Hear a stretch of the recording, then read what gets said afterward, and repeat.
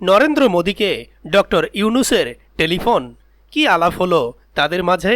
প্রিয় দর্শক, অনুরোধ রইল ভিডিওটিতে একটি লাইক দিয়ে আমাদের ইউটিউব চ্যানেলটি সাবস্ক্রাইব করে দিবেন এবং ভিডিওটি সম্পর্কে আপনার মূল্যবান মতামত কমেন্টস করে জানাবেন। অন্তর্বর্তী সরকারের প্রধান উপদেষ্টা ডক্টর মোহাম্মদ ইউনূস ভারতের প্রধানমন্ত্রী নরেন্দ্র মোদীকে টেলিফোন করেছেন। ফোনালাপে নরেন্দ্র মোদী গণতান্ত্রিক ও শান্তিপূর্ণ বাংলাদেশের প্রতি ভারতের সমর্থনের বিষয়টি পুনর্ব্যক্ত করেছেন।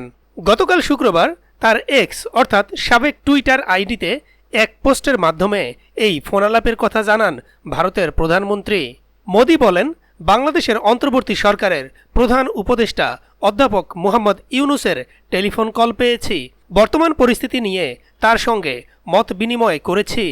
গণতান্ত্রিক, স্থিতিশীল, শান্তিপূর্ণ ও গতিশীল বাংলাদেশের প্রতি ভারতের সমর্থনের বিষয়টি পুনর্ব্যক্ত করেছি। সংখ্যালঘুদের নিরাপত্তার বিষয়টিও ফোনালাপে এসেছে জানিয়ে মোদী পোস্টে বলেন, তিনি বাংলাদেশে হিন্দু এবং সব সংখ্যালঘুর সুরক্ষা ও নিরাপত্তা নিশ্চিত করার কথা বলেছেন। ছাত্র জনতার অভ্যুত্থানের মুখে গত 5ই আগস্ট শেখ হাসিনা সরকারের পতন ঘটে। প্রধানমন্ত্রীর পদ থেকে পদত্যাগ করে শেখ হাসিনা সেদিন ভারতে চলে যান। তিনি এখন সেখানেই আশ্রয়ে আছেন।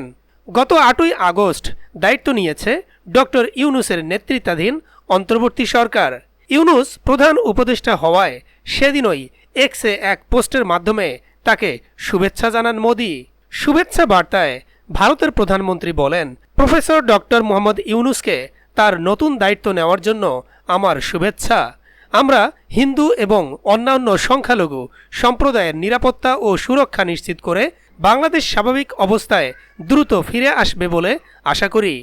শান্তি, নিরাপত্তা ও উন্নয়নের জন্য উভয় দেশের জনগণের আশা আকাঙ্ক্ষা পূরণে ভারত বাংলাদেশের সঙ্গে কাজ করতে প্রতিশ্রুতিবদ্ধ।